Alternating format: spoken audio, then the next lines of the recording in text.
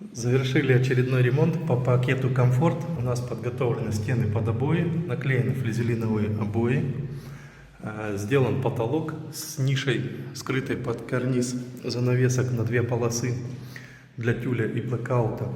Вывод под раковину и канализация, соответственно, вода холодная, горячая, под раковиной канализация.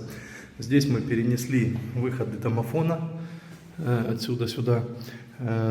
Также мы перенесли интернет-розетку, подняли ее над электрическим счетчиком и вывели туда же подключение самого интернета. Ванная комната у нас керамогранит. Керамогранит на полу 60 на 20. Он уходит у нас в акцентную стену, на которой разместился полотенцесушитель. Дальше по стенам у нас плитка керамическая 60 на 30.